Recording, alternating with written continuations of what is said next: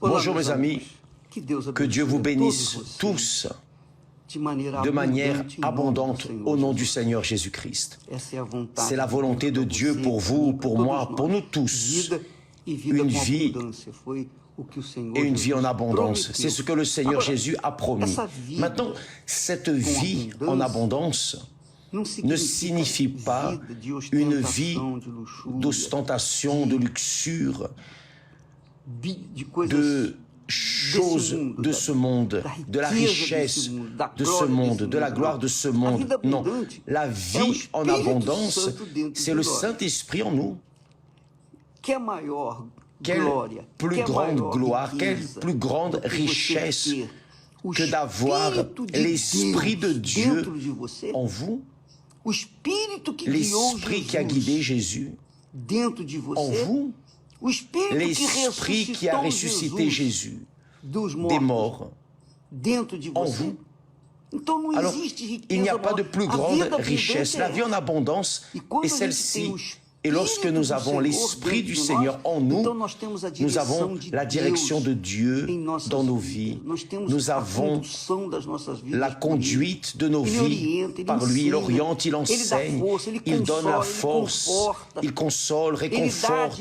Il donne la direction dont vous avez besoin d'avoir pour qu'alors vous puissiez être heureux, bénis ici sur cette terre. Voyez, Jésus, alors, dans sa prière, a dit au Père, « Je t'ai glorifié sur la terre, j'ai achevé l'œuvre que tu m'as donnée à faire.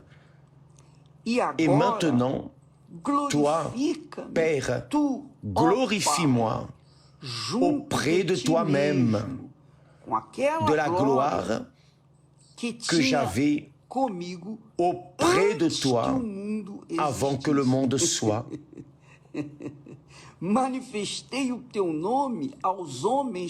J'ai fait connaître ton nom aux hommes que tu m'as donnés du milieu du monde. Ils étaient à toi et tu me les as donnés et ils ont gardé ta parole. C'est ce qui est important. Faites attention.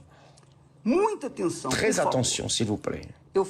J'ai dit hier, et je vais le répéter aujourd'hui, pour que vous ayez une idée plus grande et meilleure de ce que le Seigneur Jésus est en train de demander, de prier, en train de parler au Père.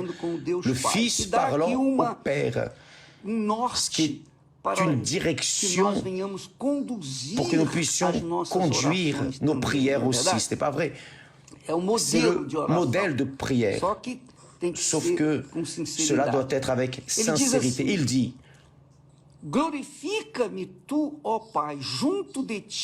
glorifie-moi auprès de toi-même de la gloire que j'avais auprès de toi avant que le monde soit. C'est-à-dire, Jésus existait, il était glorieux, glorifié avec le Père, comme le Père était glorifié. Jésus était glorifié avant que le monde ne soit.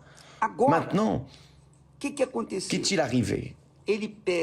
Il demande, il le dit, j'ai manifesté, je t'ai fait connaître ton nom aux hommes que tu m'as donnés du milieu du monde.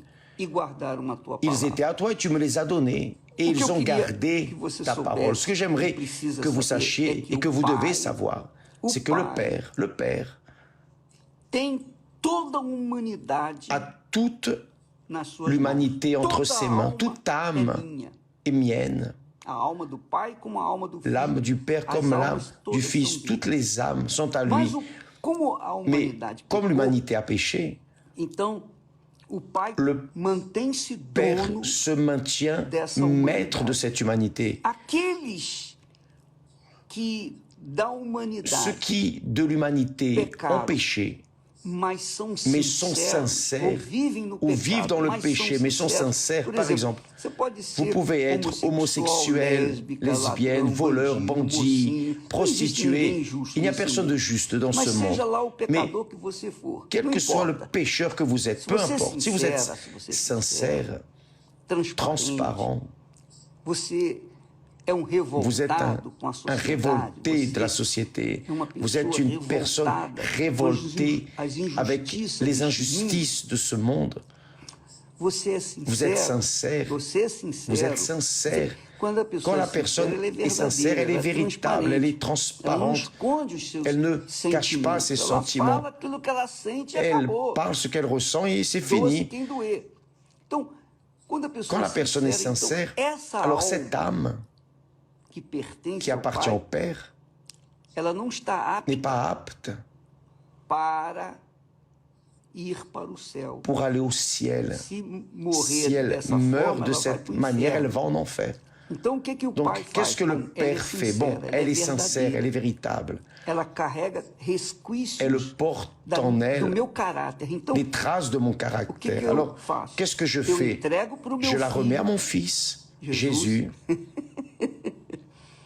Jésus lave cette créature avec son sang, la purifie, lui pardonne et la scelle avec le sceau, le gage du Saint-Esprit.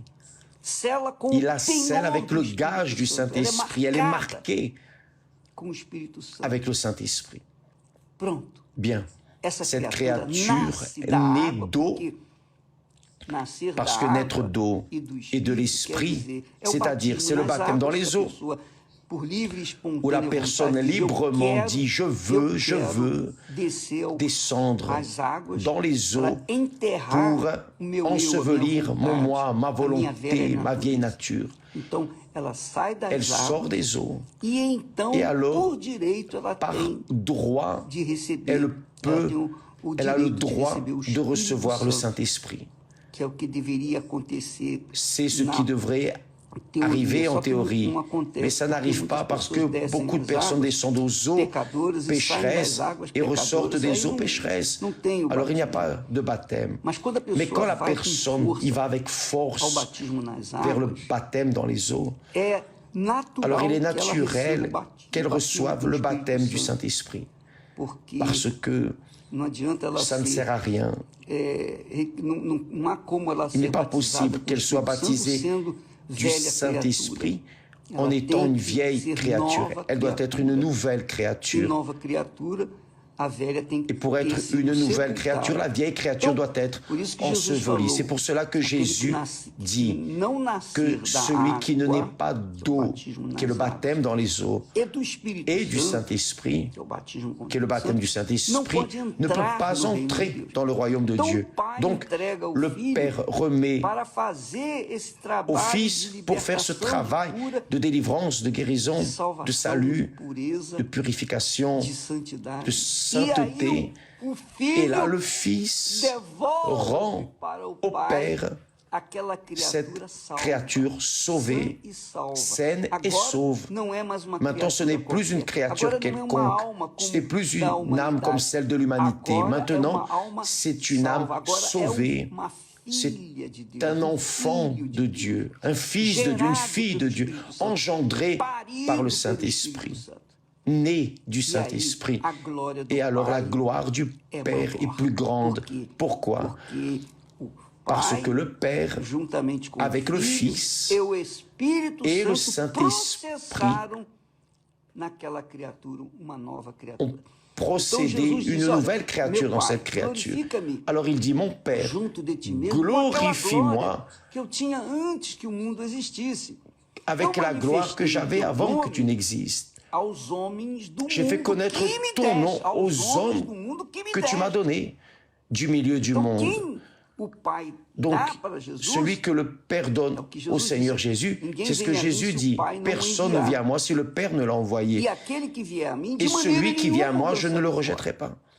Donc, quand la personne va avec sincérité vers Jésus, il est vrai que Jésus prend cette personne, embrasse cette personne, lave cette personne, prend soin d'elle, transforme cette créature, la fait naître de nouveau, et alors, elle devient enfant de Dieu. Ils étaient, j'ai fait connaître ton nom aux hommes que tu m'as donnés du milieu du monde. Ils étaient à toi. et tu me les as donnés, tu me les as confiés, et ils ont gardé ta parole. Voyez que quand la personne est née de Dieu, elle a une parole, elle garde la parole, elle honore sa parole, elle a un caractère, elle n'est pas mimimi, elle n'est pas cette créature sentimentale, elle n'est pas cette créature qui chante gloire à Dieu, alléluia, alléluia. Et en réalité, en elle, elle vient en faire, ayant d'autres choses qui ne sont pas le Seigneur Jésus à la première place dans leur vie. Ça ne sert à rien de chanter des louanges à Dieu, ou même de prier Dieu, et de garder son cœur en première place dans les parents, les êtres chers, ou dans les choses de ce monde. Alors, quand la personne réellement est de Dieu, elle garde la parole de Dieu. Elle garde, c'est-à-dire elle observe, pratique, elle exerce la parole de Dieu. Elle se plonge dans la parole de Dieu, sa vie, son être entièrement. Et alors, elle vit en accord avec cette parole. En accord avec cette parole. Donc, mes amis, quand l'apôtre Paul dit que quelqu'un s'assemble au Seigneur, cette personne devient un avec lui parce qu'elle devient enfant. C'est la même chose que le café au lait. Quand vous mélangez le café et le lait, vous ne pouvez pas séparer le café et le lait. Il n'y a rien à faire. Donc, c'est le café au lait. C'est la même chose quand la personne reçoit le Saint-Esprit. Elle est de Dieu. Et parce qu'elle est de Dieu, on ne peut pas la séparer de la pensée de Dieu. Elle ne peut pas vivre dans le péché de nouveau. Pourquoi? Parce qu'elle est née de Dieu. Ceux qui un jour ont été fidèles à Dieu, après sont tombés, au fond, ils ne sont jamais nés de Dieu. Ils ne sont jamais nés de Dieu. Parce que lorsque nous naissons de Dieu, c'est comme le café au lait. On ne peut pas séparer le Père et le Fils. On ne peut pas séparer le café et le lait. Alors, ils étaient à toi et tu me les as donnés, confiés. Et ils ont gardé ta parole. Pourquoi? Parce que je les ai lavés et purifiés. Je les ai scellés du Saint-Esprit. Ils sont tiens maintenant. Donc l'enfant rend au Père cette créature, cette nouvelle créature, cet enfant de Dieu, ce Fils de Dieu. C'est ce qui arrive. Nous en parlerons davantage demain sur ce texte de Jean, chapitre 17. Cette prière que Jésus a faite, profonde. Mais elle a un enseignement très précieux, au-delà d'être profonde, et qui, seulement quand la personne a le Saint-Esprit, elle peut comprendre ces mots. Quand elle ne l'a pas, elle reste en doute. Mais qui a? À cela sont révélés les mystères de Dieu. Que Dieu vous bénisse tous et à demain. N'oubliez pas, jeûne de Daniel à partir du 11, lundi. D'ailleurs, à partir de dimanche à minuit, je sais que beaucoup de personnes sont déjà en train de faire attention, de se purifier, de pardonner, d'être pardonnés, et de se laver, de se laisser mener par le Saint-Esprit de Dieu avant de le recevoir. Parce qu'elles sont en train de se purifier, de se laver, en train d'enlever leurs tâches pour que le jeûne de Daniel vienne effectivement arriver une transformation, une vie nouvelle. Que Dieu vous bénisse et à demain, au nom du Seigneur Jésus. Amen.